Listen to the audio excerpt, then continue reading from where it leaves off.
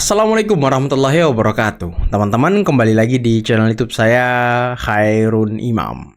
Gimana nih kabar kalian? Semoga kita semua selalu diberi kesehatan, kemudahan, dan juga limpahan rezeki dari Yang Maha Kuasa. Nah, di video kali ini kita akan menyaksikan beberapa tayangan yang sangat menarik, sangat mengejutkan, bahkan penuh dengan debat panas.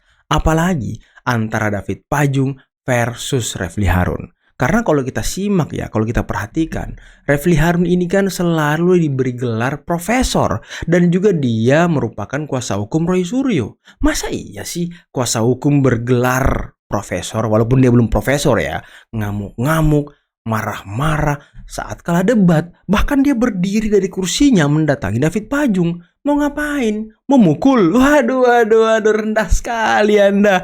Nah, selain Refly Harun, ada dua lagi nih. Kalau saya lihat ya, orang yang dirujak habis di Rakyat Bersuara, yakni Ahmad Khozinuddin dirujak habis oleh Profesor Ahli Hukum, dan juga Roy Suryo dibabat habis oleh kuasa hukum Pak Jokowi, utamanya mengenai pasal-pasal penersangkaan mereka. Dan juga Bung Rifai menantang Roy Suryo masuk ke pengadilan. Tapi yang menarik teman-teman, sepertinya ya kalau kita simak, Ahmad Khozinuddin ini lebih sepakat kalau kasus ini berakhir di persidangan, biar semuanya terang dan juga jelas. Berbeda jalan dengan Refly Harun. Ini kan konyol. Sama-sama di kubu Roy Suryo, tapi beda suara. Ada apa kira-kira ya? Nanti kita simak videonya. Tapi sebelum kita mulai, jangan lupa like, subscribe, dan share. Dan tanpa perlu berlama-lama lagi, mari kita mulai videonya berikut ini. Bang Boy baru semester 1. Sementara kita ngomong Anda mempotong-potong.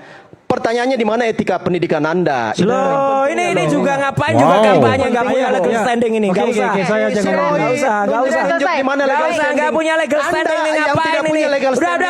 Udah. Tanyakan nih. Udah ngomong burung malah provokasi nih. Anda nggak punya legal standing. Ini provokasi, nggak punya legal standing nih. Terima kasih Berarti. Relawan tuh bubarin aja relawan tuh. Ngapain relawan Kita membangun persepsi kita masing-masing. Relawan tuh bikin rusak negara. Menentukan yang mana persepsi. Ngapain ada relawan-relawan? Terima kasih Bang David. Apa ini nggak jelas relawan ini? Ini sudah. Anda sudah memberikan pendidikan hukum yang benar, Prof. Baik, terima kasih Bang David. Waduh. Dengar nggak kalian tadi Roy Suryo ngomong apa? Bubarin aja relawan-relawan ini. Nggak ada gunanya relawan-relawan ini. Bikin rusak negara. Waduh. Sesakit hati itukah kau, Roy? Tahu nggak kalian kenapa Roy Suryo minta relawan dibubarin? Dia kan melihat relawan Pak Jokowi ini besar dan luar biasa solidnya teman-teman. Dia minta itu dibubarkan agar mereka bisa menang lawan Pak Jokowi. Karena kalau masih ada relawan, Roy Suryo nggak bakal menang beserta dengan kroni-kroninya, nggak bakal menang melawan Pak Jokowi. Ini kadang-kadang kita itu sudah selesai ngomongnya, tapi kampanye terus-menerus kan nggak ada lagi isinya. Isinya tuh sedikit aja. Jadi gini, ya. Kadang-kadang kita ini aneh, serahkan pada hukum. Kok hukum kok disempitkan kepada persidangan sih? Paham nggak? Yang namanya hukum tuh mulai dari pelaporan, ya kan? Kemudian diadministrasikan, penyelidikan, penyidikan, sampai kemudian dilimpahkan dan lain sebagainya, sampai vonis sampai Mahkamah Agung. Itulah proses hukum. Iya, sekarang kan tengah diproses. Ya, sebentar dulu. Apa dasar Anda? Anda bukan orang hukum, nggak usah motong. Saya sekarang saya bukan orang hukum ini, ngapain juga ngomong? Anda gelisah gitu loh. Supaya Anda diajar dari proses.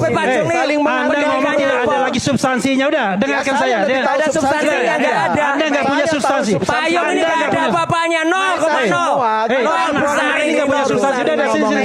Dengarkan saya. Dengarkan saya dulu. Merocos aja congornya Roy Suryo nih. Supaya saling menghargai. Cukup Bang David. Dengarkan saya ngomong. Kita dengarkan saya ngomong. Oke. Dengarkan saya ngomong. Penting saling menghargai. Dengarkan saya ngomong. Ya, Terima kasih, tadi Bang David. saya ngomong Anda potong. Ya udah, saya mau Enaknya jelaskan digituin. kepada Saya Anda mau apa ajar itu Anda. proses hukum. Baik. Saya mau Hai. ajar Bang Anda. David udah. Dengarkan saya ngomong. Bang David Emosi sudah. dia. Terima kasih Iya. Dengan Mbak Ayah. Oke, kita tunggu Ini sebentar. dengan Mbak Ayah. Saya Kita ini dengarkan ngomong Bang nggak jelek David. banget. Ini anak Oke, ini silakan, nggak punya tanggapannya. nggak Oke, baik. punya poin, cuma mau ganggu saja. Silakan Bang, apa Ya, yang saya Anda mau nggak etis. Ketika Baik, saya sudah, ngomong Bang Anda David. potong-potong. Begitu Baik. saya potong Anda teriak. Baik, tidak ada. Itu poin pentingnya, bro. Hei, Terima kasih. Apa? apa? Lu mau apa? Ya, pemirsa kita akan jeda sejenak. Lu mau apa? Si Refly kepancing David Pajung. Kepancing dia loh. Kepancing emosinya. Aduh, sumbu pendek. Keren Bung David Pajung mengajari gerombolan pembenci Pak Jokowi ini mengenai etika dan cara menghargai orang kalau bicara. Selama ini kan kalau kita lihat Roy Suryo itu beserta kawan-kawannya selalu memotong pendukung-pendukung ataupun relawan Pak Jokowi ataupun kubu Pak Jokowi ketika berbicara. Nah sekarang kubu mereka ini dipotong-potong oleh David Pajung. Nah rasakan kau gimana rasanya Repli? Gimana rasanya menjadi orang yang dipotong-potong omongannya? Itulah kelakuan dari Roy Suryo. Makanya David Pajung tadi memberikan kalian pelajaran penting, pelajaran etika dan menghargai orang. Nah, itu pelajaran pentingnya. Makanya, hei, hargai orang. Utamanya ini nih, mukanya nih. Suka ngerocos, congornya nggak tertib. Ah, ini orangnya nih. Yang mengklaim dirinya sebagai ahli digital forensik dan menyatakan ijazah itu miliknya Dulmatno. Itu kan yang melakukan Pak Roy, bukan Pak Rismon. Jadi kembali kalau Bang Refli bilang itu pekerjaannya Pak Rismon, enggak juga. Ada juga beberapa yang di Pak Roy. Jadi biarkan saja ini berproses, kita lihat nanti apakah itu masuk Pasalnya salah, Pak. ke pasal 3235. Enggak, bukan itu pasalnya. Salah nggak salah di sidang saja karena Loh, kami lah, juga punya iya. argumentasi dan sudah ada ahli-ahli Pasal juga itu yang untuk membenarkan transaksi elektronik. dan sudah ada ahli-ahli juga Saya yang membenarkan bikin pasal penggunaan itu, Pak. Saya yang Jadi kembali lagi, Jadi nggak mungkin salah. juga pendapat tersangka Nggak mempengaruhi bisa. proses penyidikan. Biar Nggak ahli-ahli yang bisa. menjelaskan nanti. Pendapat ya. tersangka Ayo. tidak Ya, mungkin lucu dong. mempengaruhi proses Betul. penyidikan. Lucu dong tersangka mempengaruhi proses penyidikan agar dia tidak jadi tersangka atau tidak Lah yang ditetapkan, pasalnya lucu. salah. Biarkan saja Pasal ahli-ahli untuk yang pencurian menjelaskan. ayam dipakai untuk Pak Roy menjelaskan ahli. pengalian Kami juga pihak. sudah mengajukan Salah. ahli bahwa Nggak terhadap bisa. perbuatan itu Salah. masuk di 3235. Nanti biar diuji di sidang. Lah ya nggak bisa. Kalau Tapi apa-apa artinya- diuji di sidang itu artinya yang ngaco saya rasanya. sampaikan ada perbuatannya loh. Nggak boleh. Baik. Lalu Nggak yang boleh ketiga kayak yang mau gitu. saya komentari juga. Itu yang ngaco namanya. Terkait dengan ijazah itu tidak ada ya. Ini Iya karena memang nggak ada juga ijazahnya. Gara-garanya bukunya. Nih ada bukunya udah nih. tua ya. Nih ada bukunya Ya, nih itu kan tampilkan buku di situ. Ya. Sementara ini kembali lagi pidana ini kebenaran material loh. Jangan Lah, iya. melakukan logika-logika Boleh saya lompatan-lompatan Nih, pemikiran nih ya. filenya sudah saya kirim, Pak. Ijazah ini sudah disaksikan langsung, dilihat oleh Bang Refli, oleh Bang Hozin, oleh Bang Roy, oleh saya, oleh teman-teman Itu semua. ijazah ya. palsu gimana Bahwa sih? soal asli palsu biar nanti proses, tapi ijazah itu ada. Lah, nggak Jangan dibilang bisa nggak ada, kayak gitu, ijazah Kembali lagi, palsu ini kan suruh penyesatan-penyesatan yang membuat publik tambah bingung. Iya. Betul. Karena dia Ijazah palsu wartawan juga ditampilkan. mengikuti kan. Gimana? Nah, berikutnya lagi Ini ilmiah kenapa ini bukunya. saya tetap Ilmiah. mendorong lebih baik ke persidangan seperti Bang Hozin ya. Kan kubu Jokowi juga bisa pra peradilan, itu juga nggak ditempuh oleh mereka. Anda berhenti aja jadi pengacara, jadi partai. Oh nggak perlu ngajari saya berhenti, Ya, oke. saya ada legal standing sendiri. Oke, baik. Terima kasih Pak Nggak bisa seorang ahli ngajari lawyer untuk berhenti pengacara. Pilihan Nyamuk sebagai dia. lawyer itu banyak. Dan ketika pilihan itu diambil, makanya saya tersinggung. Ada pilihan-pilihan kok diajari. Enggak, kita juga kaji semua bahwa pilihan kita berbeda. Saya hormati karena saya ngikuti pilihan yang Anda sampaikan belum tentu juga menyelamatkan klien saya. Jadi janganlah kita itu diajak pada satu diskusi, pemikiran yang Jadi sifatnya Anda mau bilang kalau apa tidak aja demikian boleh. maka itu keliru. Enggak, itu satu hal. Nah, Yang kedua, Bang Udin ya kan? sebenarnya kasus ini menjadi tidak segera P21 juga ada faktor lain. Kenapa? Ada perkembangan kasus yang sebenarnya itu bisa ditindaklanjuti oleh penyidik baik melalui forum yang ada di Barreskrim atau melalui Polda tetapi tidak dilanjutkan. Misalnya apa? Rizal Fadilah dan Ruslan Effendi sudah tegas menyebut ada nama Pratikno, ada nama Eko Sulistyo. Kalau ini tidak diperiksa berarti ada upaya menghindari satu fakta hukum agar apa? Prosesnya hanya mengarah kepada P21. Sementara kalau ada keterangan saksi yang akan membuyarkan P21 itu dikesampingkan. Memang kita mau seperti ini?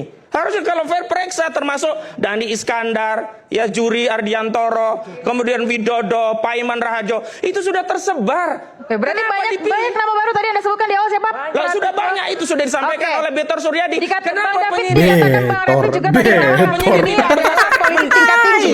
Kenapa Kita akan penyidik lanjutkan, Bang. berdasarkan Kita akan kewenangannya jeda tidak terlebih dahulu. memeriksa? Tetaplah di Rakyat Kan berarti Bersuara. ada intensi. Iya, saya kira masing-masing pihak punya standingnya masing-masing. Iya. Itu tergantung pada ini pada alat bukti yang dikuasai sebenarnya. Tadi Ripai ada argumennya sendiri soal laporannya dan sebagainya. Roy juga ada argumennya sendiri. Nah makanya menurut saya itu mestinya dibawa ke satu forum yang bisa membenarkan yang mana gitu loh, diadili. Nah karena itu saya bilang sebenarnya Pak Roy CS ini secara proses sudah dirugikan dia. Dia lama. Ya karena itu pra peradilan kalau menurut saya.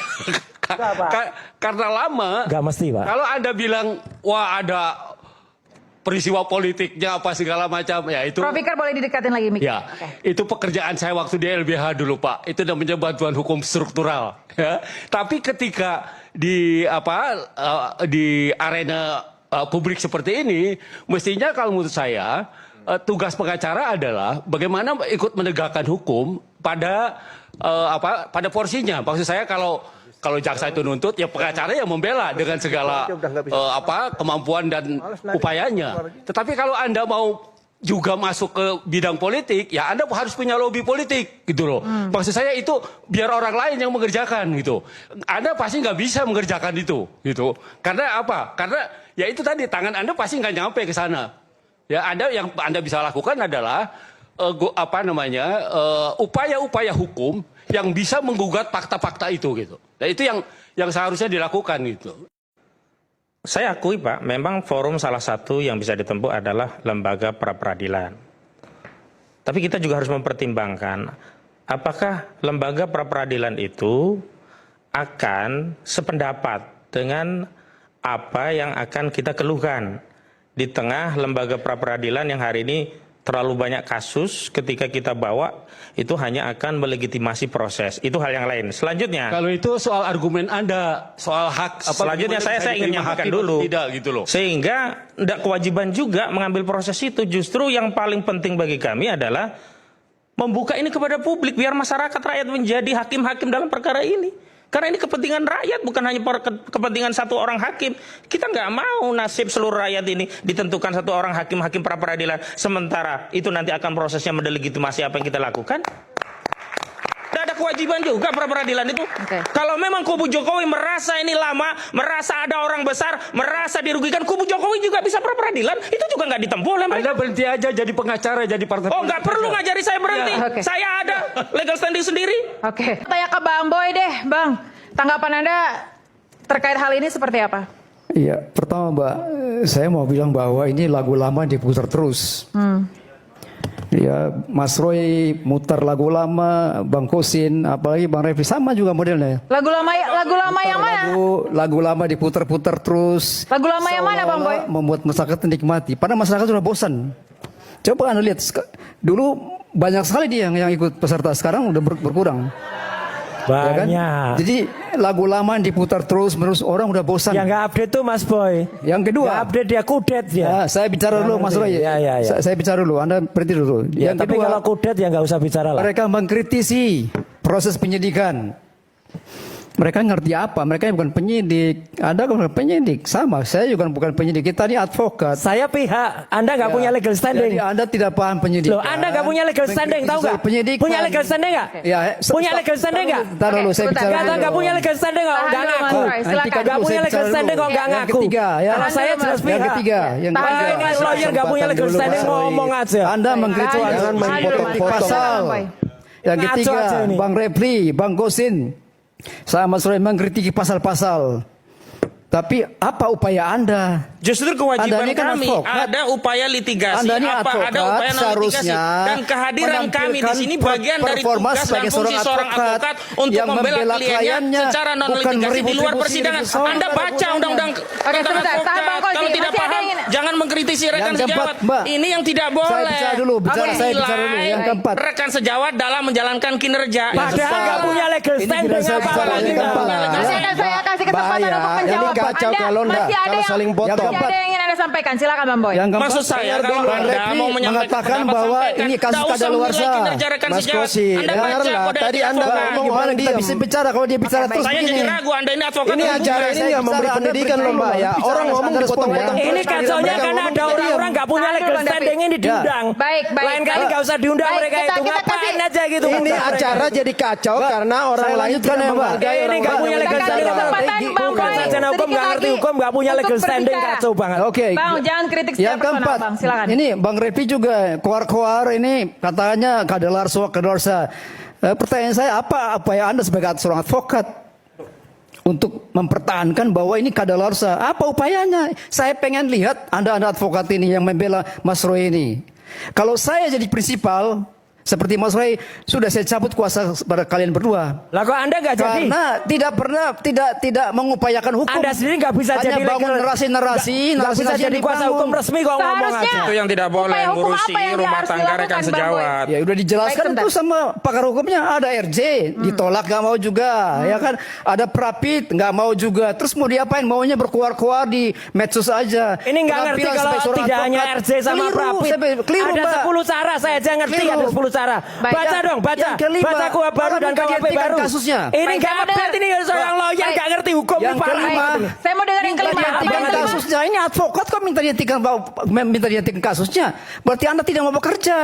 Seharusnya Anda tantang, ayo challenge, maju ke depan. ini Itu sorry, soal sorry, advokat sebentar. sebetulnya. Yang Oke, menilai baik. Anda tidak kinerja saya menampilkan itu diri klien sebagai seorang saya. advokat yang membela Bukan saudara. Roy Suryo, menurut saya. Dan Sudah dalam habis kode poin-poinnya, advokat, Bang Boy. kinerja rekan sejawat tidak boleh dikomentari terlalu jauh. Kalau saudara mau bekerja membela klien saudara, kerja saja. Baik, Bahwa baik. setiap advokat punya kebijakan tersendiri. Ya, tolong punya jangan cara ada sendiri. Nggak bisa begitu. Pak, makanya penyerangan saya secara bilang. personal. Saya Baik. tadi tidak Sudah ada menyinggung kerjaan poin-poin saudara. poin-poin yang ingin Anda sampaikan sudah habis. Klien saya aja Oke, baik. puas Saya dengan persilakan, kinerja Pak. saya. Yang disampaikan Bang Refli dulu ya, bahwa seolah-olah ini terjadi kriminalisasi. Kalaupun saya, masyarakat juga bisa menyaksikan ya, sejak setahun ini apa saja yang dilakukan oleh Pak Roy dan kawan-kawan ya, secara intens, berulang, bahkan semakin hot, terus menuding ijazah itu palsu, menuding UGM, semua dituding bahwa Pak Jokowi tidak kuliah dan segala macam gitu ya.